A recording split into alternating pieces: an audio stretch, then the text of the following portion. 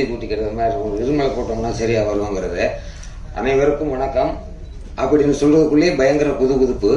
அதுக்கடுத்து இயக்குனருக்கு நன்றி சொல்ல வேண்டிய இது இருக்கு, இசையமைப்பாளருக்கு நன்றி பாராட்ட வேண்டியது இருக்கு. அதெல்லாம் எப்படி பேச போறோம்னா, குதுகுதுப்பு எதுக்கு அப்படின்னா, பழைய ஞாபகம். நமக்கு பிடிச்ச ஃபேவரட் ஹீரோக்களுடைய படம் ரிலீஸ் ஆகும், திட்டம் போடுறதெல்லாம் வேற. தியேட்டருக்கு இன்னும் 3 நாள் வரப்போகுது, 2 நாள்ல வரப்போகுதுங்கிற மாதிரி காத்திருப்போம். அங்க வாசல் போய் கூட்டத்தை காத்திருப்போம். அது ஒரு பழைய ஞாபகம்.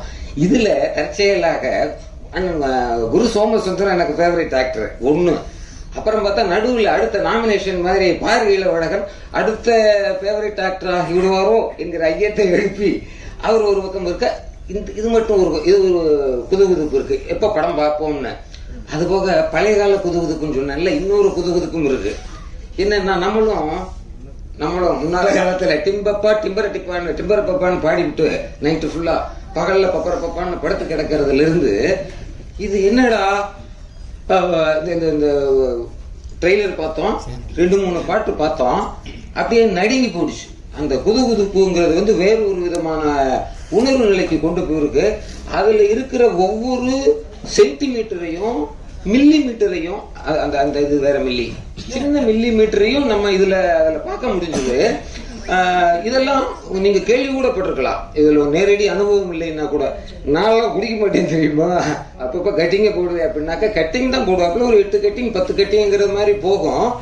இது கூட எங்கேயாவது நம்ம சொல்லி கேள்விப்பட்டிருப்போம், எங்கேயாவது நம்மளும் பார்த்திருப்போம். ஏன்னா இந்த மாதிரியான விஷயங்கள் இப்ப பரவாயில்ல, எங்க போனாலும் கிடைக்குதுங்கிறது மாதிரி இருக்கு.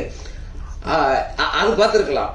பார்க்க முடியாது. ரொம்ப நுட்பமானது என்னன்னாக்கா, அதுல படத்துல அது முக்கியத்துவமாவே இல்லை. இப்பதான் பார்த்தேன் ட்ரெய்லர்ல ஓடும் பொழுது. முதல் நாள் என்னமோ சொல்றான், வெட்டி போறேன் குத்தி போடுறேங்கிறான். அது என்னன்னு நமக்கு புரியல, படம் பார்க்கும்போது புரியும். ஆட்டோக்குள்ள போகும்போது அவனுடைய கையை பிடிச்சு போறான் பாருங்க, பொண்டாட்டி கைய. நடிப்பே இல்லை சார், அது ஆத்மாவில இருந்து வரக்கூடியது. என்னன்னா, முதல் நாள் என்ன பண்ணோம்னு தெரியாது, 2 மணி வரைக்கும் அடிச்சோமா. குடிச்சுட்டு பொண்டாட்டி அடிக்கிறதுங்கிறதெல்லாம் ஒரு ஃபேஷன் சார். குடிச்சுட்டு பொண்டாட்டிக்கிட்டு 4 மணி வரைக்கும் 5 மணி வரைக்கும் ஐ லவ் யூன்னு சொன்னாலே அந்த பொம்பளை பிள்ளை என்னத்துக்கு ஆகுறதுங்க, குடும்பத்துக்கு. அப்ப மறுநாளைக்கு போகும்போது அந்த குற்ற உணர்ச்சி இருக்குல்ல, அப்ப அந்த ஆதரமா அப்படி கையை பிடிச்சு வச்சிருக்கான் பாருங்க. அந்த அம்மா கையை பிடிச்சு 2 கைக்குள்ளேயும் வச்சு அந்த நேரத்துல அந்த மூஞ்சியை பாருங்களேன். அது இந்த படத்துல இவர் மூஞ்சியை பார்த்தாலும் சரி, இந்த சீனை எங்க வாழ்க்கையில் எங்க பார்க்கும் போதும் அந்த அண்ணனுடைய முகத்தை பார்த்தீங்கன்னா, இவனை போன்ற அப்பாவி இந்த உலகத்தில் வேறு ஒருவன் இருக்க முடியாதுங்கிறத மாதிரி இருக்கும்.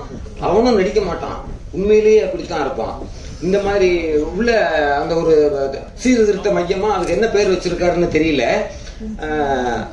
ஆல்கஹாலிக் அனானிமஸ், இந்த குடியிலிருந்து திருந்த வேண்டும் என்று விரும்புபவர்களுக்கு ஒரு சில பல வழிகாட்டுதல்களை செய்யக்கூடும்.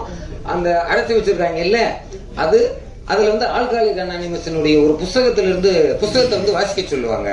உள்ள ஒரு 90 நாள் 40 நாளுங்கிறது மாதிரி இருக்கணும். என்னை விடுறாங்கிறான்ல, என்னை விடுறா, நான் காப்பாத்துங்க அப்படின்னா அதுக்குள்ள இருந்துதான் கத்துறாரு, அந்த கேரக்டர் கத்துறான்னு நான் நினைக்கிறேன். அப்படியெல்லாம் இருக்கும்.